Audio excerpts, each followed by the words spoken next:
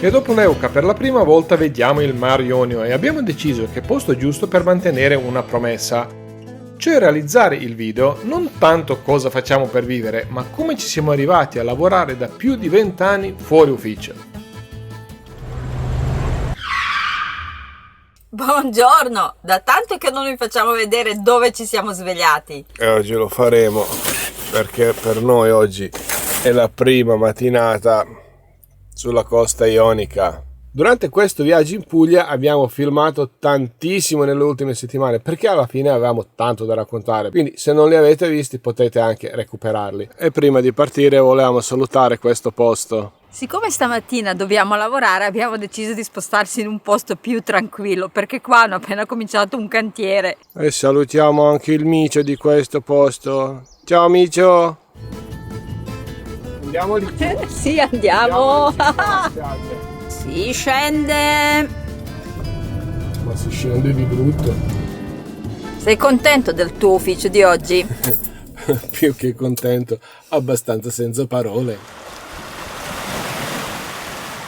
È un posto veramente fantastico e secondo me tanti di voi non ci credono che noi adesso ci metteremo nel camper per lavorare per 2 o 3 ore. Beh, se uno ci crede o no, a me tocca. E questa è la sua postazione preferita. A lot of boring math later. La nostra mattina lavorativa si è conclusa e adesso ci spostiamo in un altro posto per il pranzo. Non che questo posto non è abbastanza bello per mangiare, ma ci sono tanti posti qua. Oddio, la salita. Non se ne è neanche accorto. Che strano vedere queste strade senza gente, senza le macchine, chissà in estate. Questa parte iniziale della costa ionica è indescrivibile, veramente. Purtroppo qua ci sono i lavori di giardinaggio, quindi ci tocca spostarci. E che qua fermano i preparativi per la stagione, non si può fare niente, anche loro poverini devono sistemare. Abbiamo trovato un altro posto dove parcheggiare. Ed eccoci arrivati.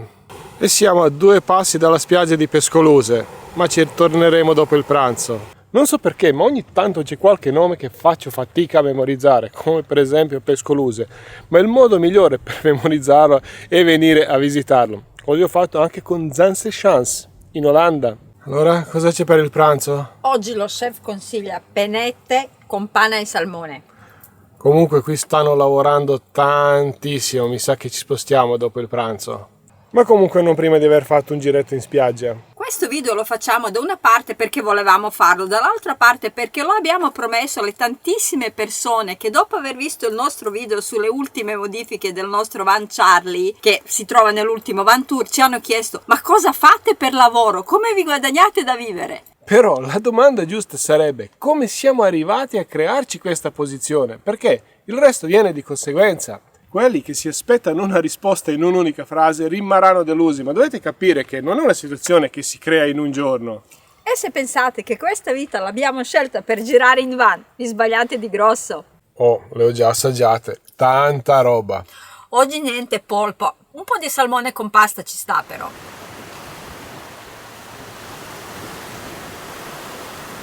Oggi è lunedì, quindi una normalissima giornata lavorativa, ma noi il tempo risparmiando per andare in ufficio e tornare indietro lo utilizziamo così, per fare una passeggiata sulla spiaggia o da qualsiasi altra parte, anche perché se no si rischia di non camminare proprio. Ma prima di tutto, cosa sono i nomadi digitali? Che è una definizione che viene data a questa tipologia lavorativa oltre all'odiatissimo smart working. In rete potete trovare innumerevoli definizioni di cosa sono i nomadi digitali, noi non vogliamo inventarcene un'altra, ma in sostanza i nomadi digitali sono tutti quelli che possono lavorare dislocati da un ufficio, cioè da un posto fisico. Un scrittore può essere un nomade digitale? Sì. Uno che viaggia in camper e lavora? Sì. Uno che viaggia e vive di rendita? No, è soltanto un viaggiatore. Ma basta con la filosofia, vi raccontiamo i fatti nostri. Speriamo che si sente da tutto sto vento. Non ero mai amante del posto fisso, ma nel 98 ho dovuto accettare il posto di responsabile sviluppo in un'azienda, che dopo qualche anno ha incominciato ad andare male. Non entriamo nel merito. e per ridurre i costi hanno incominciato a chiudere uffici e quindi noi, perché lavoravamo nello stesso posto, abbiamo incominciato a lavorare da casa. Oggi è quasi normale che uno lavora da casa, ma nel 2003, credeteci, non era proprio così. E come ha detto lui, lavoravamo da casa tutti e due. Poi, dopo qualche mese, ma neanche, ha capito che lui in un ufficio non sarebbe più tornato. Perché si è reso conto che praticamente per 5 anni non aveva visto la nostra figlia e stavamo aspettando anche la seconda figlia.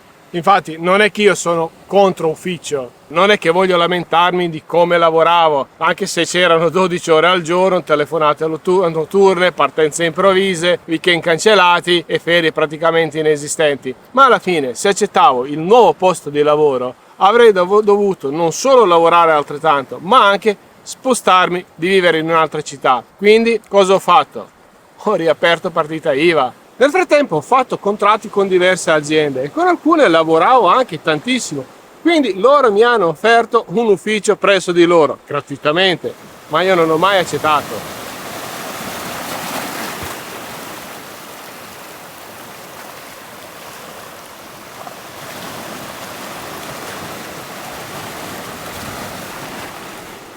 E ormai 14 anni fa, con altre persone, ho creato una società. A questo punto avevo anche ufficialmente un ufficio, ma io lì ci vado una volta all'anno soltanto per bere caffè con il mio socio. E per quanto riguarda la produttività, così siamo più produttivi, questo lo posso assicurare, ma questo lo dicono anche tutte le statistiche. Ma questo non è oggetto di questo video. Ho trovato una lumaca. Anche se eravamo in spiaggia abbiamo sentito che hanno ripreso i lavori vicino al camper e visto che siamo di intralcio meglio spostarci, poi non vorrei neanche che schizza qualche sasso e ci rompe qualcosa. Ma poi sono le 2:15 e noi abbiamo giusto quelli 15 minuti di fare sto tragitto verso l'altra spiaggia prima di riaprire ufficio. Ed eccoci arrivati, Maldive del Salento. Un po' di guado. Sei stato bravo, sei stato. Eccoci. E siamo protetti anche dalla duna, da un'eventuale onda anomala. Sì, dallo tsunami. Eh sì, lei ride, ignara del fatto che quella notte saremmo scappati proprio dall'acqua. Ora andiamo in spiaggia a pigliarci un caffè. E qua c'è una pace indescrivibile. E lì in fondo si vede la torre Mozza. E se non ci fosse quel ragazzo non ci sarebbe nessuno in spiaggia. Finalmente la spiaggina. Apri anche la mia? Sì, sarò così generosa di fare sto gesto anche per te, dai. Hai già bevuto caffè? No. Sempre le solite foto video per Instagram. E ovviamente potete sempre seguirci sul nostro profilo Instagram. Caffè in spiaggia ha tutto un altro sapore, soprattutto quello di sabbia. Parliamo del mio lavoro. Banalizzo, sono un programmatore, soprattutto sviluppo software che gira sul web, ma non creo soltanto il codice, faccio anche analisi, progettazione, manutenzione server, mi occupo della sicurezza, un po' tutto a 360 gradi. Ma soprattutto uno dei miei compiti è anche studiare e tenermi aggiornato, perché altrimenti in questo lavoro chiudi presto. Ma perché ve lo sto dicendo? Non soltanto per spiegare quello che sto facendo, ma anche l'importanza dello studio e delle competenze.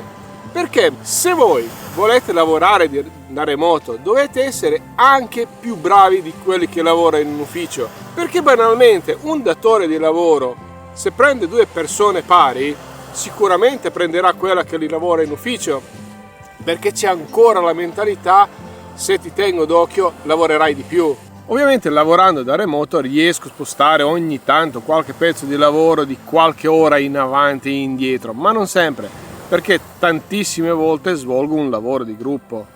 Di conseguenza noi possiamo viaggiare, ma dobbiamo sempre essere in zona dove c'è una buona connessione di internet. È semplice giorno d'oggi, direte voi, ma non è proprio sempre così. Non è che ci basta la connessione per poter controllare Instagram.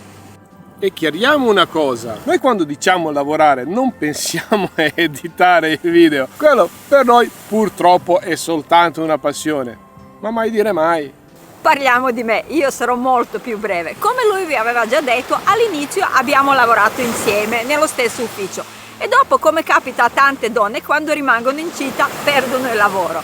Nel 2007 ho trovato lavoro presso una società italiana, sempre in smart working, però non è durato molto. Devo dire che poi, grazie alla conoscenza di inglese, sempre tramite un sito che guarda caso si chiama Nomadi Digitali, ho trovato il lavoro che svolgo adesso. Per il contratto di confidenzialità che ho firmato non posso parlare più di tanto, posso solo dirvi che si tratta di intelligenza artificiale e machine learning. E visto che ci rimangono pochi minuti di sole, conclusione, la rimaniamo a domani. Alla fine abbiamo dovuto interrompere la cena. Che dici, com'è? Tramonto assurdo. Ma che spettacolo. E buongiorno. Buongiorno. Ieri c'era bel tempo e oggi siamo messi così, ma non è tutto. Stanotte abbiamo dovuto spostarci dal nostro parcheggino lungo la spiaggia in questo parcheggio perché è incominciato a diluviare e il terreno è diventato alquanto instabile. Ora vi faccio vedere. Insomma, siamo arrivati da quella strada lì e questo è quello che ci siamo portati dietro. C'hai i calzini nuovi!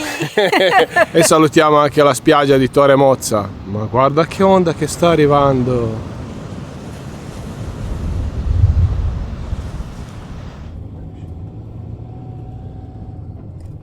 Purtroppo non siamo riusciti ad arrivare al nostro spottino incredibile perché la strada è proprio sbarata, ci sono lavori ovunque e niente, siccome dobbiamo aprire l'ufficio adesso siamo fermi qua, diciamo una postazione di fortuna, ma la vista è incredibile, quando ci tocca ci tocca.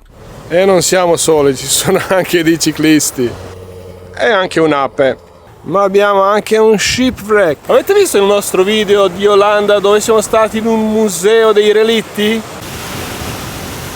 Potrei stare qui a guardare le onde tutto il giorno, ma la pausa è già finita. The following day.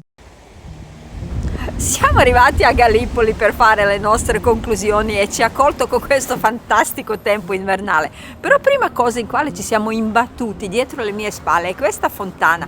La chiamano fontana greca, anche se non è sicuro se è del quel periodo lì. Ma cosa ci ha incuriosito? Abbiamo letto che questa fontana fino agli anni 50 praticamente serviva come abbeveratoio. Venivano qua con le botti, caricavano l'acqua e le portavano all'interno della città vecchia alle famiglie che le erano sprovvedute.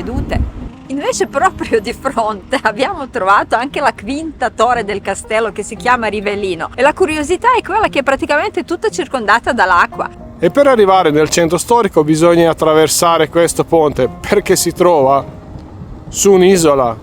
Questo purtroppo è chiuso. Quindi andiamo a cercare lo spumone.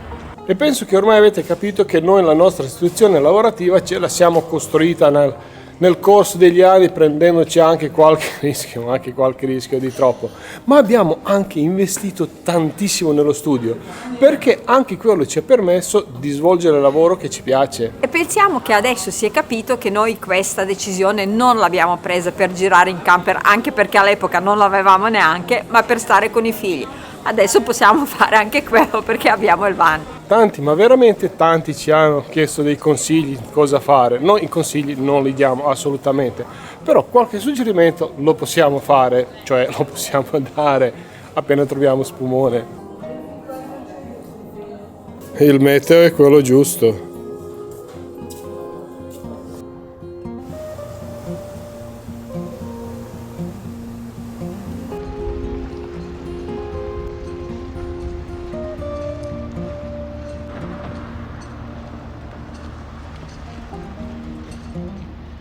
Oh, ma sembra che stanno vendendo pesce. Guarda che roba.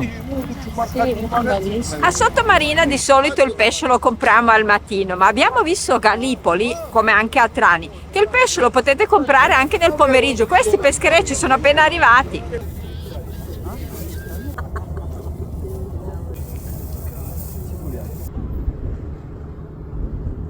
E questa è la fontana greca con il sole. Ma tu te lo immaginavi così? No, allora dal nome spumone pensavo fosse una piccola spuma, no? Come le facciamo noi col bianco di uovo. Adesso lo assaggio e vi saprò dire com'è. dividiamo, perché io questa roba qua non la finisco mai da sola, ma è buona, alla fine ci sono le nocciole, cioccolato, qualcos'altro che non riesco a definire. Sotto sotto c'è comunque il pan di Spagna. E questo rimarrà per dopo cena, anche se devo stare attento perché non devo mangiare la frutta secca.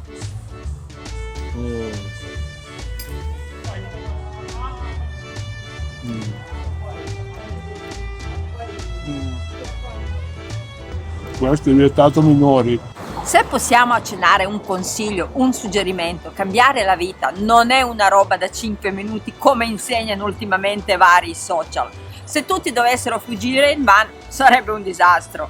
Quindi bisogna un attimino pianificare ed essere bravi in quello che si fa, al di là se fai programmatore o fai incisioni su legno come i nostri amici di Furgonello. Io dico sempre, mia mamma nella vita ha fatto parrucchiera, ma nella nostra città lei non era parrucchiera, era la parrucchiera. Spero di essermi spiegato. Forse questo video potrebbe sembrarvi troppo lungo per quello che avevamo da dire, però questo video, come tutti gli altri, è sia un ricordo che un racconto del nostro viaggio. E stanotte dormiremo qua. E buongiorno, il sole è già così forte che non riesco a guardare senza gli occhiali da sole, ma stanotte abbiamo balato. Le onde che frangevano stanotte erano alte diversi metri e il vento così forte che portava le gocce fino al camper e ci faceva balare.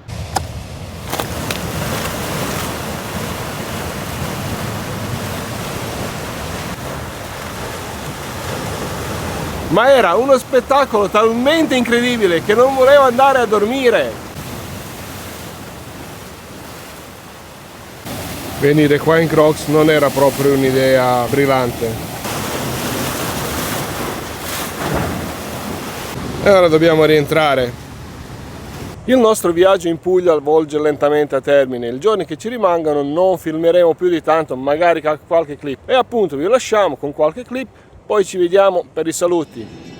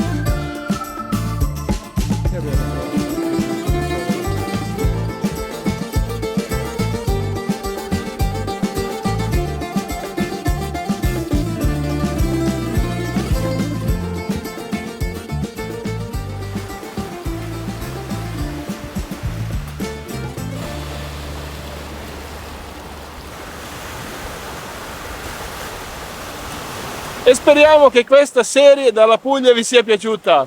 Se è così, ricordatevi che esistono like e commenti. E noi in questo momento, mentre voi state guardando questo, probabilmente siamo già in preparativi per un altro grande viaggio. Tanti baci e abbracci! Ciao! Ciao!